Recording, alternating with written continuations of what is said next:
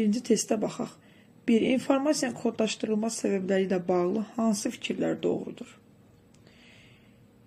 Başqalarından gizlətmək. Kodlaşdırmanı, bəli, məqsədi, yəni səbəb, məqsəd eyni bir şeydir burada. Başqalarından gizlətmək olur. Bu birinci doğrudur. Sonra həcmini qısaltmaq. Yəni həcmini qısaltmaq bir məna daşımır burada. Yəni kodlaşdırmaya, bu deyil. 3. Bir təqdim etmə formasından başqasından üstünlüyünü nümayiş etdirmək ola bilər. Bu da doğrudur. Sonra daha asan emal etmək və ötürmək. Bəli. Bu da ola bilər. 5-də deyir, bir təqdim olunma formasından başqasına keçmə. Əslində, uşaqlar, bu da doğru fikirdir. Amma bizdə 1, 3, 4, 5 deyə yoxdur. Ona görə ikincidə də eyni fikir var. Üçüncüdə də eyni fikir var deyə 1, 3, 4'ü götürək. Olsun A variantı. 2'də 8 bit vasitəsilə cəmi neçə simvolu kodlaşdırmaq olar? 2 üstü 8 neçədir? 256. Deməli 256 dənə simvolu kodlaşdıra bilərik. 3'də E hərfinin ASCII kodlaşdırma cədvəlindən onluq kodu 101'dir. ASCII'də onluq kodu 101'dir. Fiil sözünə hansı onluq kodlar ardıcılığı uyğun olacaq? E hərfi 101'dirsə ASCII-də. Hərflərin gəlin baxaq ardıcılığına. A, B, C, D, Y, F, F. Sonra burada E 101'dir, F 102 ilə başlayacaq. 102 ilə olanlara baxacağıq. Yəni F'nın yerinə 101, 102 ardıcıllıq ilə gedə bilər. F 102'dir. Bu iki dənəyə baxırıq. Sonra F ardıcıllıq necə gedir də İngilis əlifbasında A, B, C, D, Y, F.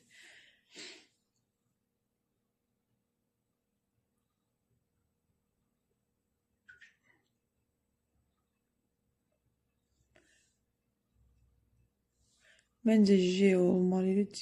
A, B, C, D, E, F, G.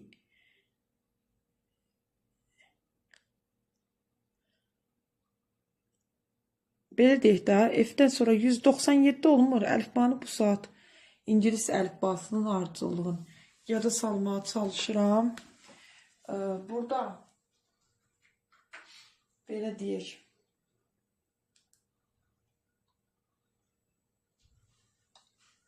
İngilis əlifbasının ardıcıllığına nəzərən olacaq. Necə olardı İngilis əlifbası?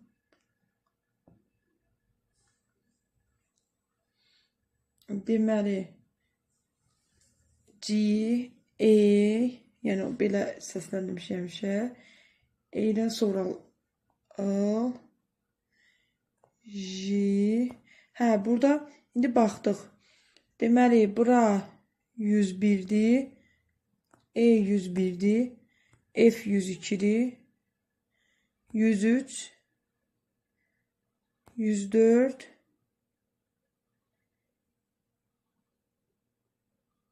H'dan sonra i var idi, unutmuşuq. 104, 105 i'yə düşəcək. 105 i'dir. 105 idi. J bu i hərfidir. J, K, L gəlir. 105, 106, 107, 108. 108 olacaq L. Təzdən 101'də E. Belə. Bu sırayla kodlaşdırılacaq.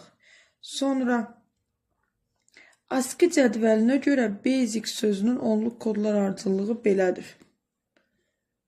ASCII-yə görə bu rəqəmlərdir basicdə. Bu söz kiçik hərflərlə yazılarsa ona hansı onluq kodlar uyğun gəlirlər? Deməli, belə baxaq da uşaqlar.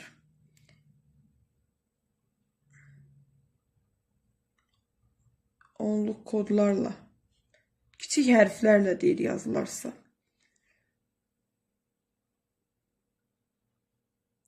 Burada deməli 32 hərf ardıcıllığına görə baxsaq, yəni belə deyək, İngilis əlifbasında 26 hərf ardıcıllığı ilə baxmalıyıq. 66-ın üstünə 26 gələndə 26 gələndə 92 olan var. 65-in üstünə 26 gələndə 91 olan da var. 83-ün üstünə 26 gələndə 109, 73-ün üstünə 26 gələndə var. 67-in də üstünə 26 gələndə 93. İngilis əlifbasına görə D variantıdır. Yəni İngilis əlifbası ilə. Belə deyək də, böyük hərflər dövr eləyir, bir tam dövr. Sonra keçir kiçik hərflər dövr eləməyə. 26 hərf olduğuna görə İngilis əlifbasında 26 hərf özünün 26 belə deyək də dövrdən sonra kiçiklər gəlməlidir. Əgər burada söhbət adətən cədvəllərdə İngilis əlifbasına istifadə olunur. Bayaqçında gördünüz, İngilis əlifbası ilə istifadə elədim və kodlaşdırma 102 belə getdi. 102 falan. Ona görə mən elə fikirləşdim ki, burada da İngilis əlifbası olmalı. Düzdür, cavabda E götürüblər.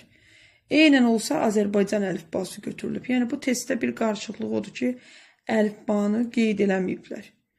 Azərbaycan əlifbası götürürlərsə, 3-də də Azərbaycan əlifbasına görə olmalıydı. Aydındır ki, onda E-dən sonra Azərbaycan əlifbasında Ə gəlirdi, sonra F gəlirdi. 101 E idisə 102, 103 deyə başlamalıydıq da, eləmə F-i kodlaşdıranda. Amma 103 deyə ədəd yox idi, mən ona görə İngilis əlifbasını 3-də nəzərə aldım. 4-də də kitabda verilən cavab E-dir. Belə çıxır Azərbaycan əlifbasının. Birində niyə İngilis, digərində Azərbaycan götürülüb. Götürülübsə şərtdə qeyd edilməlidir. Yəni cavab E variantıdır əslində. Amma mən 3-də İngilis əlifbası istifadə edildiyimə görə 4-də də İngilis əlifbası ilə hesablasam, yenə diqqətli olaq, bəlkə hansıda hesab düz gəlmir. Məncə hamısı düz gəlir. Deməli testdə yəni anlaşılmazlıq var ki, şərtində qeyd etsəydilər daha gözəl olardı. 5-də ya da ki, qeyd etməsələr də hər ikisində eyni ardıcıllıqdan, yəni ki, birincidə 3-də mən İngilis əlifbası götürmüşəmsə, 4-də də ona uyğun İngilis götürəmsə, cavab D olmalıydı. 5-də monitorda istənilən rəng hansı 3 əsas rəngin qarışığından ibarətdir? Monitorda istənilən rəng hansı 3 əsas rəngin? Qırmızı, göy, yaşıl, RGB. Yəni budur. Simik palitrasının əsas rəngləri. Simik palitrası abi, sırğa çiçəyi, magenta var orada, kıyan var, magenta var, yellow var. Bu K isə tünd qaranı ifadə edir. Onun istifadə əsas rənglər sırasına daxil etməsək də olar. Sırğa çiçəyi E variantıdır. Sonra 7-də deyir 256 rəngli görüntünün ölçüsü 1024'ün 640 piksel. Deyir görüntünün ölçüsü 1024'ün 640'dır. Burada eni uzunu bu qədər pikseldən ibarətdir. Qrafik faylın həcmini hesablayın. V-ni tapmaq üçün əvvəlcə 256-nı ifadə eləyək. 2 üstü neçədir? 2 üstü 8. Bu 8 biti vurmalıyıq 1024'ə. Onu da vurmalıyıq 640'a. Onu da bölməliyik 8'ə ki, burada byte ilə ifadə olunub. Byte ilə ifadə olunubsa, hələ 1024'ə də bölək ki, kilobayta çevirək. Byte-ı kilobayta çevirək. Onda heç bu qədər şeyi bir-birinə vurmağa ehtiyac yoxdur. İxtisarlarımızı aparsaq, 640 kilobayt qalacaq. Burada 7'də cavab nə olacaq? B variantı. Keçək növbətiyə.